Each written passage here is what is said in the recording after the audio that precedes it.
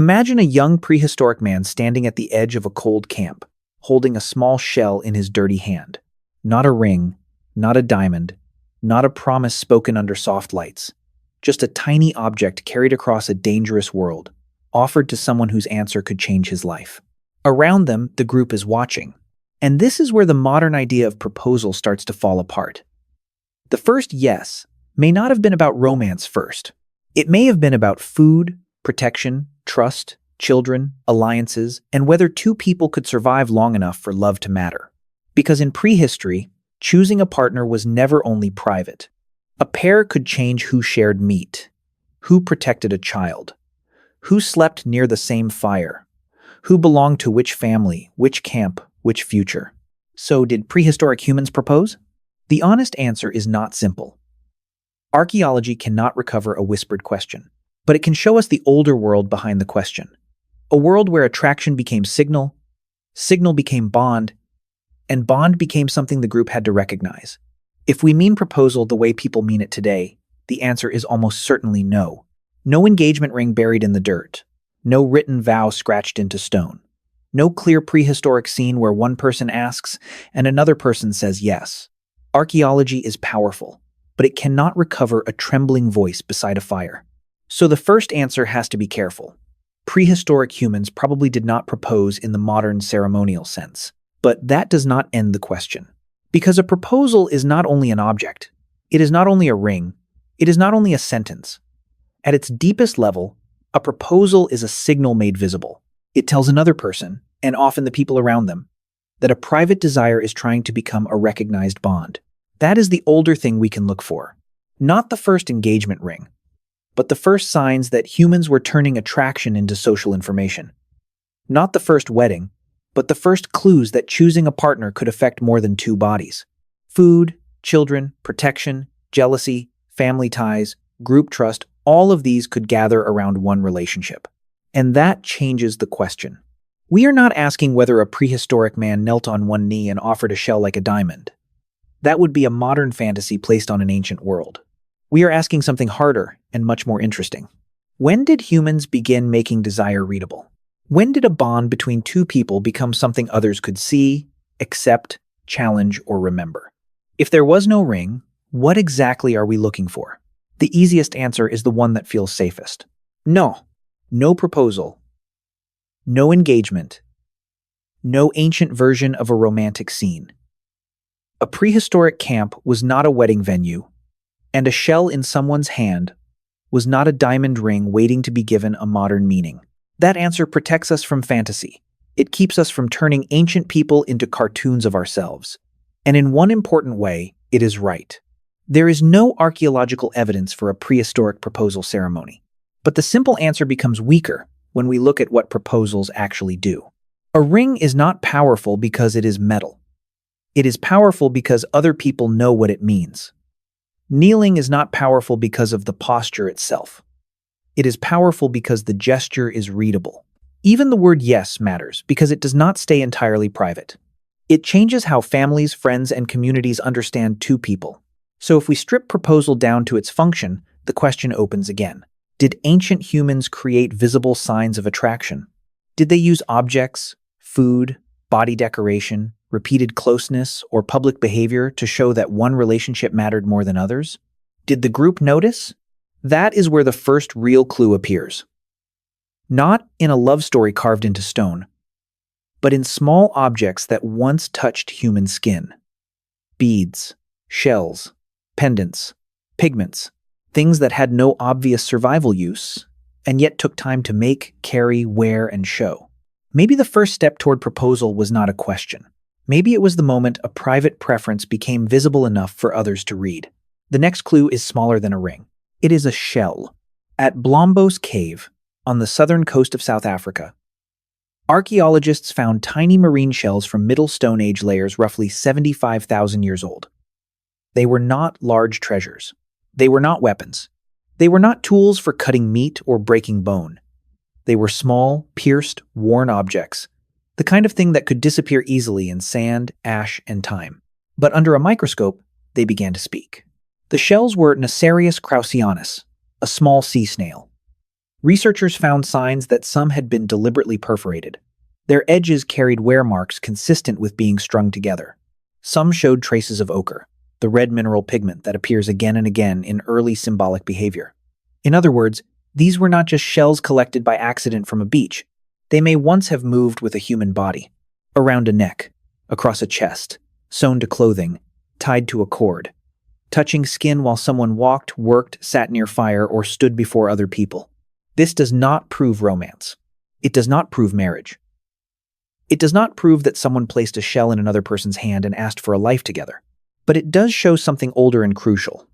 By at least this time, some Homo sapiens in southern Africa were making objects that could turn the body into a message. A bead can say many things. I belong here. I come from there. I am old enough. I am skilled enough. I am part of this group. I am not like that group. Look at me. And once bodies can carry messages, attraction enters a new world. Because desire is not only felt inside the chest, it can be displayed, it can be noticed, it can be judged. A decorated body does not force anyone to choose it, but it gives others something to read. So the first evidence does not give us a proposal. It gives us the stage on which something like proposal could one day make sense. Humans, bodies, objects, and other people watching. But the beautiful answer may be the unsafe one. It is tempting to look at a shell bead and imagine a love story. A young person finds something bright near the water. They carry it back. They hold it out beside the fire. Another person understands. The group smiles. A bond begins. It is a perfect scene. And that is exactly why we have to be careful. The shell does not tell us who wore it. It does not tell us who made it. It does not tell us whether it was given, traded, inherited, copied, or kept by the same person for years. It cannot tell us whether someone felt desire, pride, grief, fear, beauty, or belonging when it touched their skin. The object is real. The story we place around it is not. Personal ornaments can mean many things. In one group, a bead might mark identity. In another, age. In another, skill, status, kinship, memory, exchange, or membership in a wider network. It might make a person more visible to a potential partner, but it might also warn outsiders, honor a dead relative, show group affiliation, or simply make the body look different in a world where being seen mattered. So the bead is not weak evidence. It is powerful evidence for a different reason. It tells us that ancient humans were not only surviving with stone tools and fire, they were managing attention. They were shaping how others saw them. They were turning the body into a surface where social meaning could appear. That matters for courtship, but it does not belong only to courtship. This is the complication at the heart of the question. The first steps toward proposal may not have looked romantic at all. They may have belonged to a larger system of signals, where attraction was only one possible message among many. A shell could say, "Look at me," but it could also say, "I am one of us." And sometimes, before two people can choose each other, the group must first know who each person is. The next clue comes from a different kind of small thing. Not a seashell this time, but ostrich eggshell. Across parts of Africa, ancient people made tiny beads from the hard shells of ostrich eggs. The work was patient. A piece had to be broken, shaped, pierced, smoothed, and strung. One bead was small. A necklace required many. And every bead carried the mark of time spent on something that did not cut, hunt, dig, or cook. That is what makes it important. For a long time, archaeologists have treated ostrich eggshell beads as more than decoration. Their size, style, and distribution can reveal how people learned from each other, copied each other, exchanged objects, or stayed connected across distance. In Eastern and Southern Africa, researchers have found periods when bead traditions look surprisingly similar across regions separated by enormous space. A bead could travel farther than the person who made it. It could move through exchange. It could pass between families. It could mark friendship, alliance, memory, obligation, or belonging. It could survive after the original giver was gone. And, because it was worn on the body, it did not stay hidden. It turned connection into something visible. Again, this does not give us a prehistoric proposal, but it widens the stage. If small objects could link groups across landscapes, they could also help individuals become readable inside a group. A person's ornaments could say where they belonged, who they knew, what skills they had, or what relationships surrounded them. Attraction would not float alone in the air. It would happen inside a network of visible signs. This matters because courtship is never only about two eyes meeting. Even today, people do not choose in an empty world. They notice clothing, objects, confidence, family, reputation, status, and signals that may be understood before a word is spoken. In prehistory, those signals were probably different, but the problem was already familiar. How does one body become meaningful to another body in a world where everyone else is also watching? Why would staying with one person matter so much? The answer begins with the human body, especially the smallest one in the camp. A human baby is not born ready for the world. It cannot run from danger. It cannot feed itself. It cannot stay warm without help. It cannot even hold its own head with confidence at first.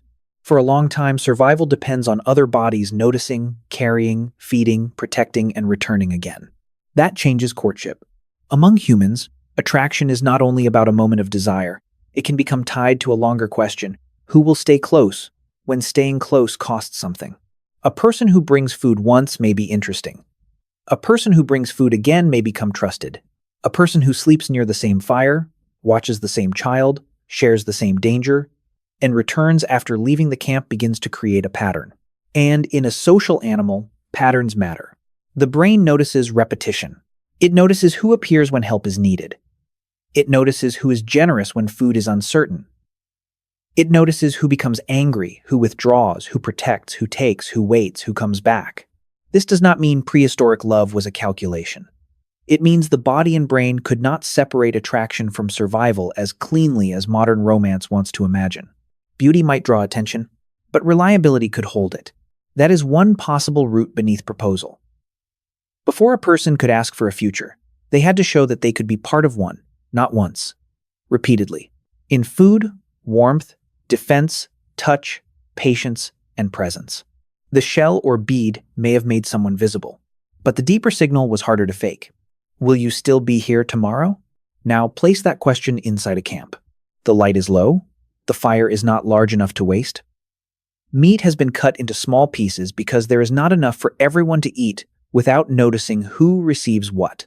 A child cries, then quiets when someone lifts it against a warm body. Smoke bends in the wind. Beyond the firelight, the dark is not empty. Inside that world, choosing someone is not a private dream. If one person gives food to another too often, people see it. If two bodies sleep near each other night after night, people see it.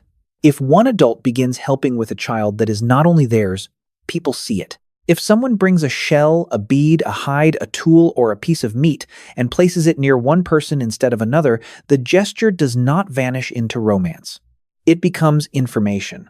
And information can be dangerous. A bond can create jealousy. It can shift food away from one set of relatives toward another. It can pull a skilled hunter, gatherer, maker, or caregiver into a different circle of obligation. It can strengthen an alliance or insult a rival. It can make one person safer and another person feel replaced. This is why the ancient pressure matters. A pair was not only two people looking at each other. It was two people changing the map of attention around them. Who sits beside whom? Who shares warmth? Who gets defended? Who is expected to help when a child is sick? When food is short? When the group moves? When danger comes? In that kind of world, a proposal would not need a formal sentence to carry weight. A repeated gift could carry weight. A sleeping place could carry weight. Returning to the same person after a hunt could carry weight. Standing beside someone when others were watching could carry weight. The cost was not only emotional, it was social. To choose someone was to place part of your future where other people could see it. When does private desire become public meaning? Maybe it happens the first time other people begin to treat two bodies as connected. Not just close for one night, not just interested, not just attracted. Connected in a way that changes expectation. If one person is hungry, another is expected to share. If one person is threatened, another is expected to stand near. If one person's child cries, another is expected to respond. If the group moves, people assume these two will not drift apart like strangers. That is where courtship becomes more than courtship. It becomes a social fact. Modern proposals still carry this older logic. The private feeling is important, but the gesture is usually made visible. A ring is shown, a family is told, a photograph is taken, a question becomes news. Two people do not only feel different afterward, other people are expected to understand them differently. The ancient version would not have looked the same. There may have been no single ritual, no universal rule, no moment that all prehistoric groups shared. In some places, the signal may have been food. In another, proximity. In another, ornaments, service, exchange, shared sleep, repeated care, or approval from relatives. But the deeper function could be similar. A bond had to become readable, because groups need to know where obligations belong. Who can approach whom? Who has a claim? Who shares a sleeping place?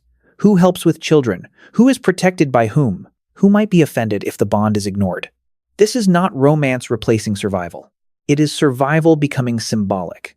A piece of food is never only food if it is given to the same person again and again. A place beside the fire is never only warmth if it is held for one body. A bead is never only decoration if everyone knows who made it, who wears it, and who notices it. Somewhere in that transformation, the roots of proposal begin to appear. Not as a sentence, as recognition. The moment a private bond became something the group could no longer pretend not to see. But was every bond chosen freely? That is the question a romantic story often avoids.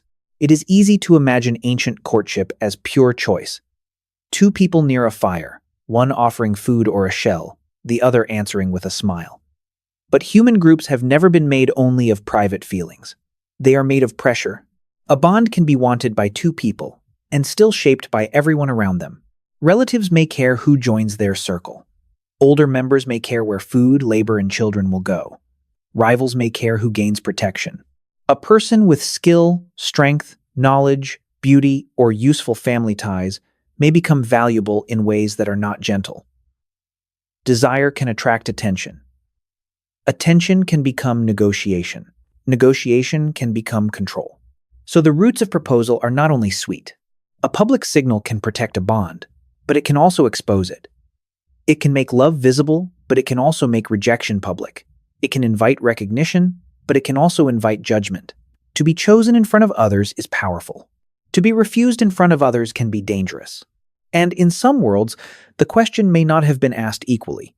Who had the right to choose? Who was expected to agree? Who could refuse without punishment? Who was treated as a partner? And who was treated as a resource?